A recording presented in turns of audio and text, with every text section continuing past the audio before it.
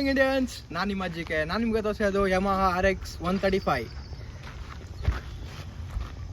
Specification ನೋಡೋಕೆ ಹೋದರೆ 132cc 12 bhp 10 Nm torque at 6500 rpm.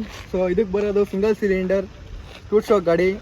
So fuel capacity ನೋಡೋಕೆ ಹೋದರೆ 10.5 ಲೀಟರ್ಸ್. ಸೊ ಮೈಲೇಜ್ ಎಲ್ಲ ಎಕ್ಸ್ಪೆಕ್ಟ್ ಮಾಡೋಕೆ ಹೋಗಬೇಡಿ. ಸೊ ಬನ್ನಿ ಒಂದು ಶಾರ್ಟ್ ರೈಡ್ ಹಾಕೊಂಬರೋಣ.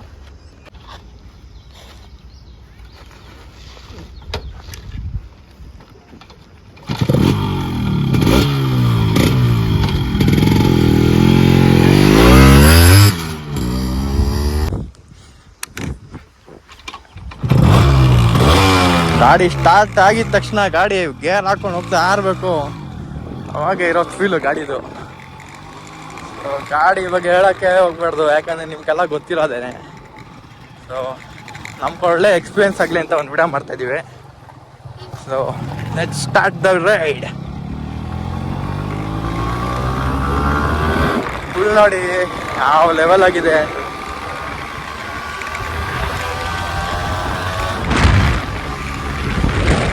ಯಮಹಾ ಅಂದಿದ ತಕ್ಷಣ ನಿಮಗೆ 2 ಸ್ಟ್ರೋಕ್ ಅಂತ ತಲೆಗೆ ಬಂದಿದೆ, RX ಬಂದ್ಬಿಡುತ್ತೆ.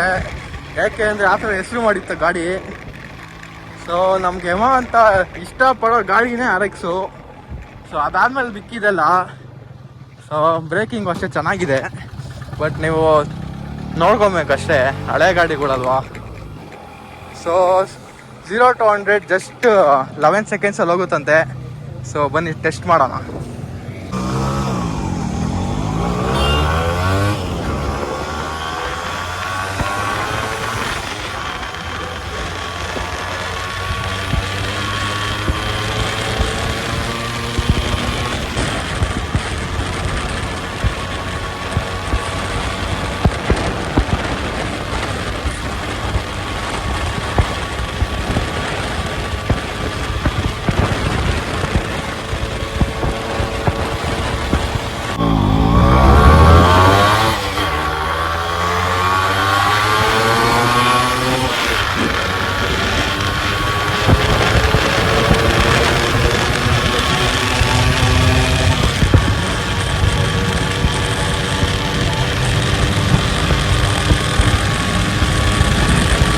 ಸೊ ಈ ಪರ್ಟಿಕ್ಯುಲರ್ ಮಾಡಲ್ ಬಂದ್ಬಿಟ್ಟು 2001.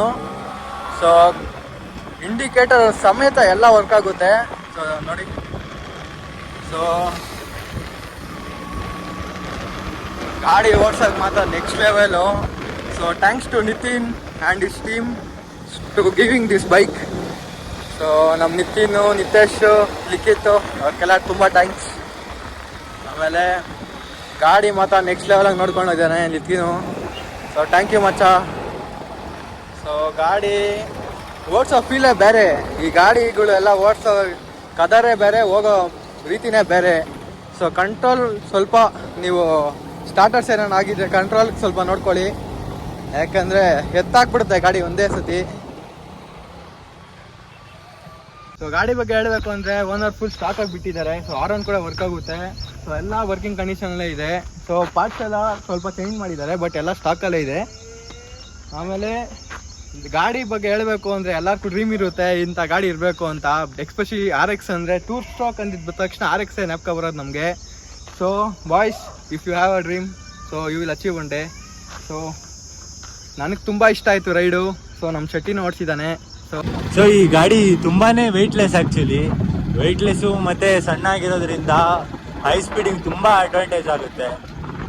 ಸೊ ಈ ಗಾಡಿನ ಸ್ಪೀಡಿಂಗ್ ಮಾಡ್ತೀರಾ ಅಂದರೆ ಮಾಡಿ, ಯಾರು ಬೇಡ ಅನ್ನಲ್ಲ. Wear some safety gears, but still high speeding ಮಾಡಬೇಕಾದ್ರೆ ಏನೋ ಅಡ್ಡ ಗಿಡ್ಡ ಬಂತು ಅಥವಾ ಅಟ್ಲೀಸ್ಟ್ ಸ್ಪೀಡ್ ಬ್ರೇಕರ್ ಏನಾದರೂ ಬಂತು ಅಂದರೆ ಆ ಸಿಚುವೇಶನ್ನ ಮ್ಯಾನೇಜ್ ಮಾಡೋಕೆ ಒಂದು ಸ್ಕಿಲ್ ಬೇಕು. ಸೊ ಆ ಸ್ಕಿಲ್ನ ಆಕ್ಯುಪೈ ಮಾಡ್ಬೋದು, ಅಥವಾ ಹೈ ಸ್ಪೀಡಿಂಗಲ್ಲಿ ಆ ಥರ ಎಲ್ಲ ಮ್ಯಾನೇಜ್ ಮಾಡ್ಬೋದು ಅನ್ನೋ ಒಂದು ಕಾನ್ಫಿಡೆನ್ಸ್ ಇದ್ದರೆ ಮಾತ್ರ ಸ್ಪೀಡಿಂಗ್ ಮಾಡಿ.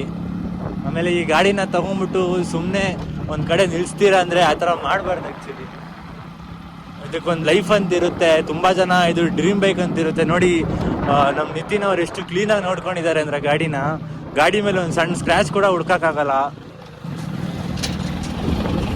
ಸೊ ಗಾಡಿ ಮಾತ್ರ ಚಿಂದಿ ಆಗಿದೆ. It's a completely stock machine. Exhaust ಆಗಲಿ ಏನು ಚೇಂಜ್ ಮಾಡಿಲ್ಲ. ಆಮೇಲೆ ಇಲ್ಲಿ ಏನು ನೋಡ್ತಿದ್ದೀರಾ ಪ್ರತಿಯೊಂದು ವರ್ಕಿಂಗ್ ಕಂಡೀಷನಲ್ಲಿದೆ. Indicators, neutral light, high beam, lights ಪ್ರತಿಯೊಂದು ವರ್ಕಿಂಗಲ್ಲಿದೆ. ಇಷ್ಟು ಕ್ಲೀನಾಗಿ ಮೇಂಟೈನ್ ಮಾಡೋಕ್ಕಂತ ಆಗ್ತಾ ಇದ್ರೆ ಮಾತ್ರ ಗಾಡಿನ ತಗೋಬೇಕು. ಆ್ಯಕ್ಚುಲಿ ತೊಗೊಂಬಿಟ್ಟು ಸುಮ್ಮನೆ ಸುತ್ತಾಡ್ತೀನಿ ಮೇಂಟೈನ್ ಮಾಡೋಕ್ಕಾಗಲ್ಲ, ಒಂದು ರೇಂಜಿಗೆ ಇನ್ಕಮ್ ಇದ್ದರೆ ಮಾತ್ರ ಈ ಗಾಡಿನ ತಗೊಳ್ಳಿ.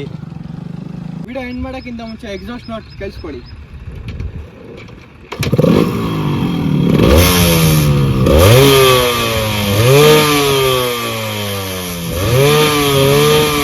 ನಾನು ನಿಮಗೆ ನೆಕ್ಸ್ಟ್ ವಿಡಿಯೋ ಸಿಗ್ತೀನಿ. ಟೇಕ್ ಕೇರ್, ಟಾಟಾ, ಬಾಯ್ ಬಾಯ್, ಪೀಸ್.